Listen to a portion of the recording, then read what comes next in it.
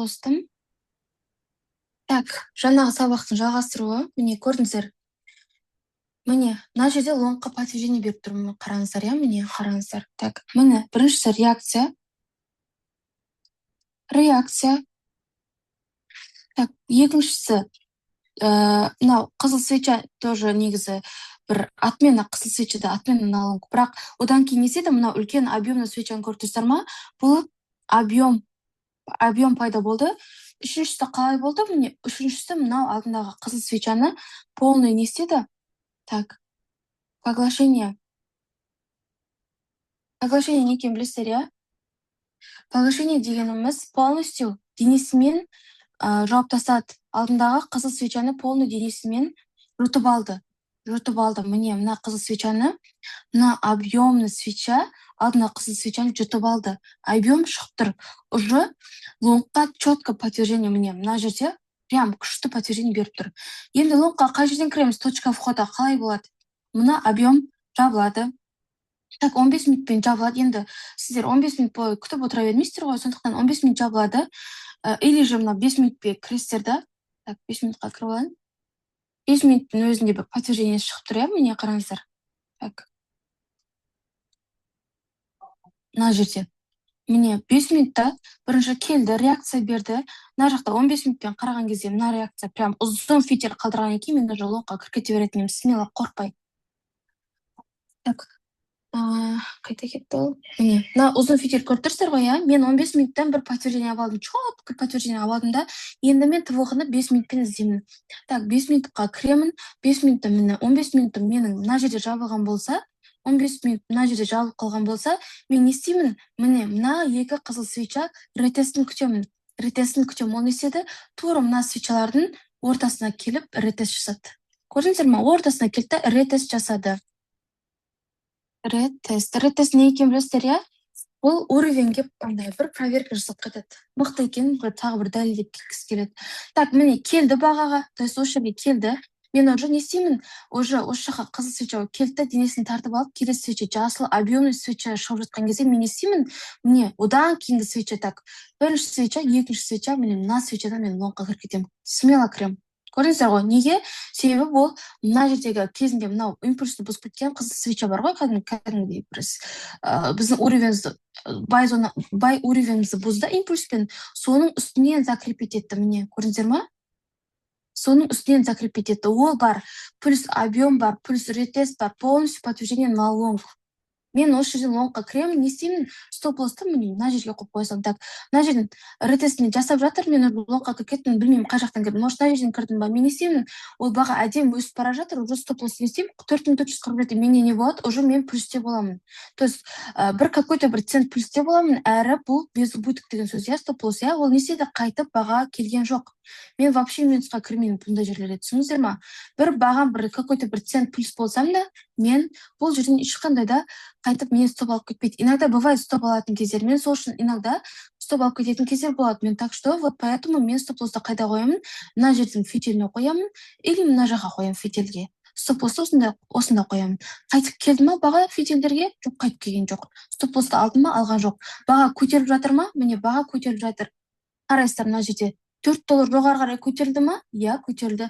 Енді не істейміз? Біздің жаңағы ТВ-ымыздың осы баға болса, мына жерден кіріп кеткен болсақ, осы жерге стоп-лоссымыздың астындағы стоп-лоссымызды жылжытып, осы жаққа қойып қоямыз. Не істейміз? Бұл жерде бізде уже безубыток.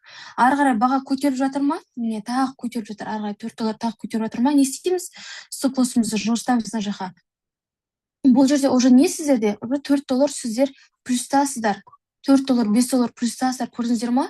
Если баға келіп сіз мына жақта стопыңызды алып кетсе, сіз бәрібір де плюстесіз. Сіз минуста емессіз, главное. Сіздің подтверждениеңіз четко келіп жатыр, четко орындап жатыр, иә? Көрдіңіздер ма? Ары қарай не істеді? Міне, мына подтверждениеге қанша баға жүріп берді, қозғалыс жасады. Так, міне мына жерде 4447-ден лонгқа кіріп кеттік деп есептейік. 4525. 4525. Енді бұның бәрін ұстай алмайтын шығар. если өздеріңізге сенімсіз болсаңыздар, мен мына жерден ақ шығып кетуге болады. Мынау бір 4479 деген бір уровень тұр. 5 минут бойынша лимиттер тұр екен, иә? Көрдіңіздер, иә? 4479 деген. Енді қарасаңыздар, 4479 деген мықты уровень екен. Мына жерде тағы бір дәлелдеп кетті. Көрдіңіздер ма? Тағы бір дәлелдеп кетті. Мен көріп қойдым. Мына жерде лимиттер тұр. Лимит деген бұл жерде енді білесіздер, иә, примерно баға рейнжевый зона зараженности деп айтады, да, иногда. Папаға баршымыз. Зона зараженности деп айтады. Консолидация деп айтады иногда. Вот, консолидация болып қалды ма, значит, бұл жерде бір что-то есть. Бұл жерден қандай подтверждение аламыз? Мына лонг, мысалға, сіз лонгта отырсыз, жауап жасаңыз лонгыңызда, қараңыз қанша доллар? 47-тен 79-ға дейін арасында $20 қозғалыс ұстап аласыз. Қорқып кетсеңіз, осы жерден жауап алсаңыз, иә? Одан кейін не істейсіз, күтесіз, қараңыз. Мына жерден қандай бір тағы бір тывық іздегіңіз келсе, маркетке кіргіңіз келсе, не болады мына жерде? Екі бағаның минимум мен максимум белгілеп аласыздар. Осы квадратиктің ішінде тұрады. Сосын ол не істейді? Осы квадратиктің ішінде туда-сюда жүреді ғой. Сол кезде, если ол лонгқа кеткісі келсе, енді бұл жерде бұл қанша уақыт жүре бермейді, примерно бұл жерде бір бұл жерде қарасаңыздар, міне 12 мен 2 сағатта жүріп қойған. Бұл енді бұл жақта бұл уақытта кірмей қойған дұрыс. Бірақ мен былай зерттеймін. Мына жерге 2 уровень қойып қоямын. Сосын баға, если келіп мынандай астындағы минимумға қарай ұмтылып жатса, мына минимумға ұмтылды. Значит, ол саламатсыз, минимумнан лонгқа қарай ұмтылғысы келіп жатыр деген сөз болады менде. А если ол мына жақ қарай, мына жерлерде уже 1 сағат болып қалған уақытта подтверждение беріп тұрады. Если ол мына жақтағы жоғары қарай, максимум қарай ұмтылып жатса, былай бір мынау квадратиктің сыртына сәл шығып кетсе, шығып бара жатса, уже мен осы жақтан не істеймін, осы жақтан шортты күтіп аламын. Енді бұны бұл опытпен келетін нәрсе. Бірақ бұл қарасаңыздар, міне 79 деген мықты уровень, мына жақта тағы бір реакция көрсетіп тұр, көрдіңіздер ма? Лонговый, да, уровень лонгқа қарап тұр. Көтеріп жіберіп жатқан мықты уровень болып тұр, 4479. Сосын қандай уровень? Міне қараңыздар, 4479 кешегі жабылған баға. Бүгін мысалға маркет ашылған жоқ, бірақ баға барды тура именно осы жерлерден жабылып қалды. Мықты уровеньнен жабылып қалды. Ертең если осы уровеньнің астынан баға ашылса, ары қарай не істейді, ары қарай шортқа кетеді. Бірақ қазір пока что шортқа қарап тұр. А если не істейді, 4479 үстінен ашылып жатса, не істеу керек? Міне 4500-ге дейін бір лонгын беруі мүмкін.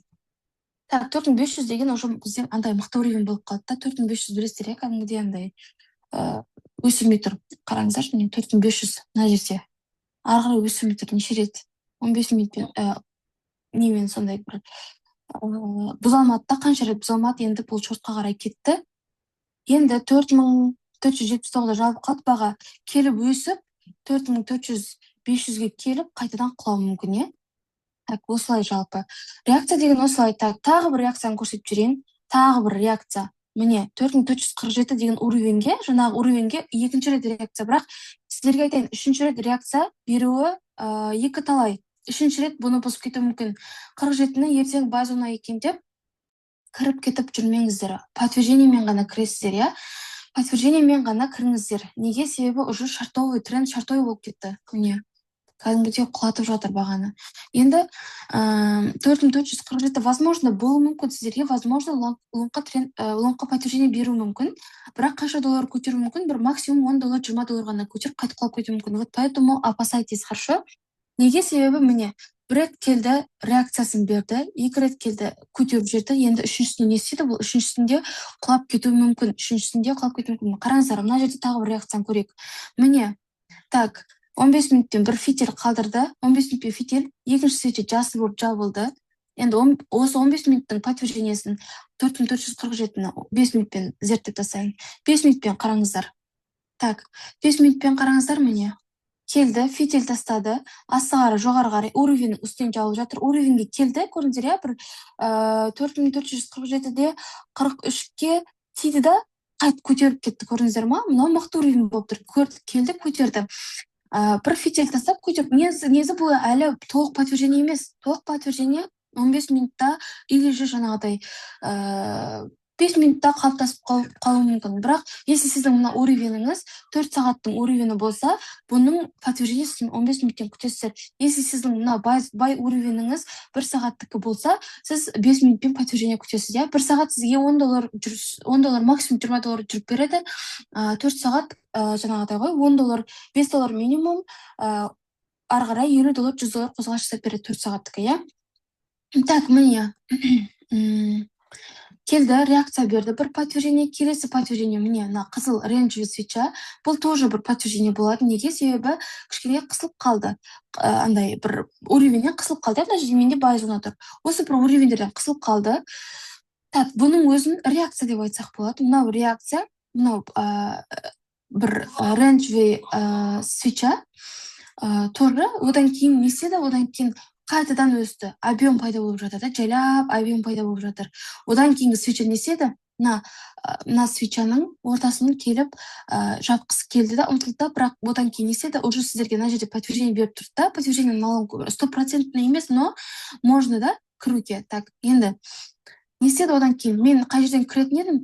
Мен қазір күтетін едім. Мына екеуі көтерілді. Содан кейін мына үлкен объемный свеча бар ғой, мына жердегі уровеньді бұзып кетті. Мынау кезінде қандай бір 15 минуттың ба, 5 минуттың ба бір уровеньдер болған. Осы уровеньді импульспен бұзды. Мен соның бәрін қарап отырамын. Мына жерде бір уровеньді импульспен бұзды, жапты. Кейін мен не істеймін? Міне осы жерден, мына жерден, мынаның ортасынан ТВХ іздеймін. Баға келді, өсті. Кейін не істеді? Келесі 5 минут, 15 минуттарда уже астына келіп бір ТВХ налог берді, подтверждение. Көрдіңіздер ма? Міне ТВХ налог берді. Или мен негізі мен бүйтіп аса қатты күтпеймін, бірақ мынандай реакциядан кейін, мынандай свечадан кейін мен лоңқа кіріп кете беремін.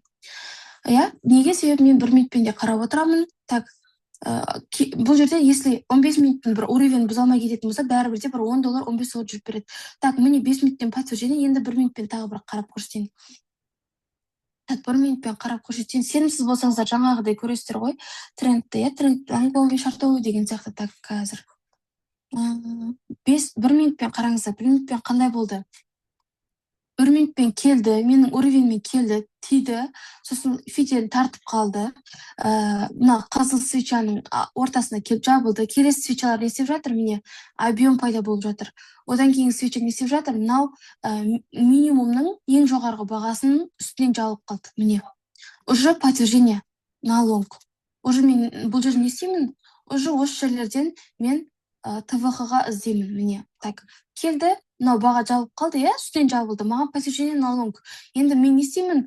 Мына бағаның мына ортасына келіп ретест жасап кеткенін тексеремін. Соны күтемін, ретестінен лонгқа кіріп кетемін. Міне если шыдамсыз болатын болсаңыз, мен осы жерден ақ кіріп кететін едім. Шыдамсыздау кезімде осы жерден лонгқа кіріп кетемін. Енді жапты, осы жерден лонгқа кіріп кетемін. Мынау келіп қызыл свеча болды. Мен стоп-лосты қайда қоямын? Стоп-лосты міне былай қоямын.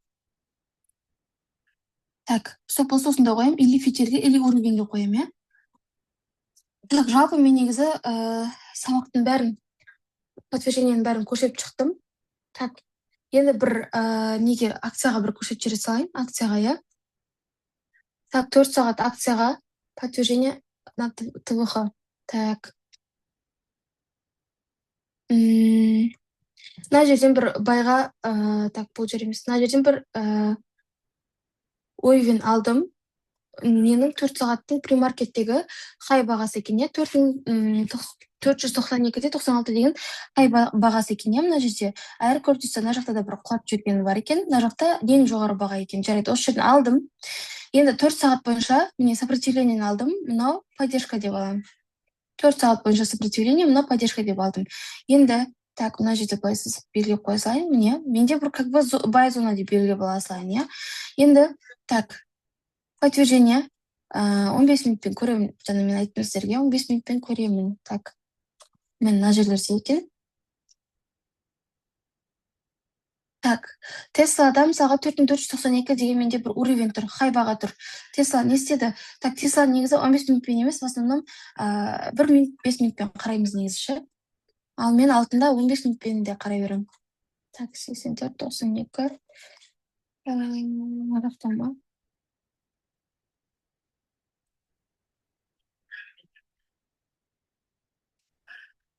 Так, мына жақта екен артында. 92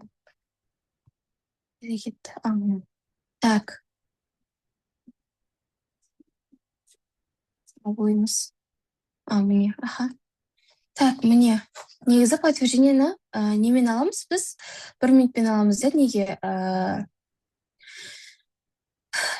Трендке 1 минутпен аламыз. То есть подтверждениені тест акцияда кішкене сәл басқаша. 1 минутпен 5 минутпен аламыз. Так. Тесла енді көбінесе білесіздер, лонгында шортында береді. Бірінші, если ол осындай импульспен қозғалып өсіп кетіп лонгқа беріп жатса, сіздерге лонгқа бір $10 жүріп жатса, оны сөйтіп кейін бір именно сол өзінің импульспен қозғалған жеріне қайтып бір барады. Қолайды, иә? Так, міне. 4492 уровень бізде, ол баға келді. Так, сіздер лонг тұсап отқан болсаңыздар, келді баға, импульспен өсті. Келесі свеча не істеп жатыр? Объемно свеча шығып жатыр. Жаңа объем деп айттым, иә? Объем свеча шығып жатыр. Менде подтверждение на шорт, менде уровень тұр, міне 492 деген. Келесі свеча не істеді? Келесі свеча міне осының астынан ашылды да, астына қарай дене қалыптасып жатыр. Бірақ көрдіңіздер, бірінші ол жоғары қарай не істеді? Бір жоғары қарай былай баға ашыла салып былай астынан жабылып қалмайды ғой, сол үшін ол жоғары қарай ұмтылып жатады фитильмен, иә? Фитильмен ұмтылды. Ретест жасады деп мен есептеймін мынаны. Ретест. Көрдіңіздер ме? Ретест кеп тура мынаның ортасына ретест жасап кетті. Ретест жасады 1 минутпен. Ретест жасады да не істеді? Кейін мен мына жақтан так 5 минутпен тағы бір қарап, иногда 2 минутпен де қарайтын бар. Ой, татастым. Қайда кетті енді? Так. Иногда 2 минутпен де подтверждение алып отыра беремін мен. 2 минутпен де, 1 минутпен де, так. Мына қай күн? 12-17. 12-17 жарайды, 1 минутпен көрсете берейін пока что. Міне 1 минутпен подтверждение объем пайда болды, ретестін жасады, мен уже шортқа кіре берем. Стоп-лосты қайда қоям? Міне фитильне қоям. 4495 фитильге стоп-лосс алып кетем, ладно. Қайт кірмеймін. Арасы $2 ма? $2. Негізі акция $2 стоп-лосс қояды максимум, иә? Енді одан кейін құлады ма? Құлады. Міне көрдіңіздер ма? Если үлгермей қалдыңыздар ма, уровеніңізге сенімсізсіз ба? Мына жерден объем пайда болды. Так, объем пайда болды. Баға 1 минутпен келді, үстінен жабылды. Келесі свеча не істеді? Кеп уровеньге кеп тиді. Үшінші свеча не істеді? Уровеннің астынан жабылды. Уже сіздерге подтверждение на шорт болып тұр. Уже подтверждение уровеньнің астынан жабылып қалды. Объем пайда болып жатыр. Уже не істейсіздер сіздер? Если қорқатын болсаңыздар, келесі бір ретесті күтесіздер, мынандай ретест күтесіздер. Ретест келмейді деп қорқып қаласыз ба? Мысалы, бізде шыдамсыздар көп қой. Ретест келмеуі мүмкін деп қорқасыз ба? Так, мына свечадан мынадан шортқа кіріп кетесіздер, стоп-лоссты қайда қойсыздар? Міне 4496. Бұл жерде не болады? Стоп-лоссыңызды алып кетеді, бірақ кейін не істейсіздер? Перезаход деп мына жерден ретестпен кіріп кетсеңіздер болады. Ретестен, иә? Неге? Потому что ары қарай ешқандай объем жоқ.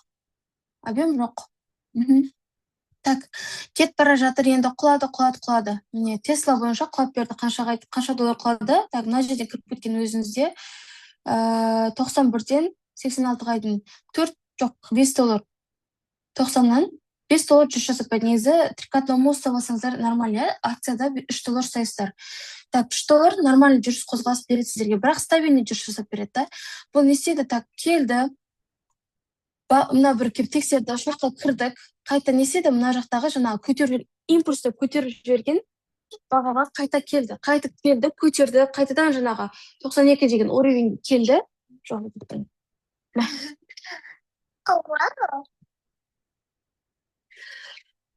Келді, міне жоғары жаққа келді, уровеньнің астынан жабылып қалды, подтверждение на шорт кіре берістер. Осы жерде шортқа қанша не берген? Осы жерде шортқа әжептәуір берген. Иногда акцияда негізі основном көп адамдар басында кіреді, кейін қарамай қойды. Ну, можно қарауға болады. Так, акцияда осылай. Акцияда мен иногда подтверждениені 2 минутпен тоже қараймын. Міне 2 минутпен тоже қараймын. 2 минут не істеді? Бірінші келді, импульсі жоғары қарай кетті. Лонгта отырған адамдар лонгын, так, мына жерде бір кішкене фитиль жасап жатқан кезде жауып тастау керек, иә? 2 минут келді. Үстен жабылды. Келесі свеча, объемный свеча пайда болып жатыр. Уже на шорт менде уже ТВХ болып тұрады. ТВХ на шорт болып тұрады. 2 минут менде подтверждение берді. Жалпы мен 2 минуттен мына жерден де подтверждение көріп тұрмын. Уровень астынан ашылды, астынан жабылып қалды. Көрдіңіздер ғой, иә? келесі, так, жалпы протяженияны осылай табасыздар, анықтайсыздар. Сосын тағы бір протяжение бар. Мысалға, так, мына жерде қарасаңыздар, мына жерде бір лонгқа бір уровеніңіз болатын болса, сіздің мықты бір уровеніңіз болатын болса, иә, осы жерде бір мықты бір уровеніңіз болатын болса, лонгқа, иә, бұл қараңыздар, мына жерде мынандай болып тұр, иә, фитиль тастады, фитиль астына ұзын реакция қалдырып жатыр да, лонгқа қарай, уровен бар мына жерде. Кейін алтынғы свечаны қараңыздар, қызыл свеча болып, ренж болып, тура жаңа алтындағыдай қатып андай неғып қалған, қысылып қалған, иә, уже на лонг подтверждение. Так, акцияда негізі подтверждениені тез алып отыруларыңыз керек, иә, акция тез қимылдайды басында, но жай қозғалыстан ұстамасаңыз, жай қозғалыстан кейін де қарасаңыз болады. Так, так, уровень бір жерде,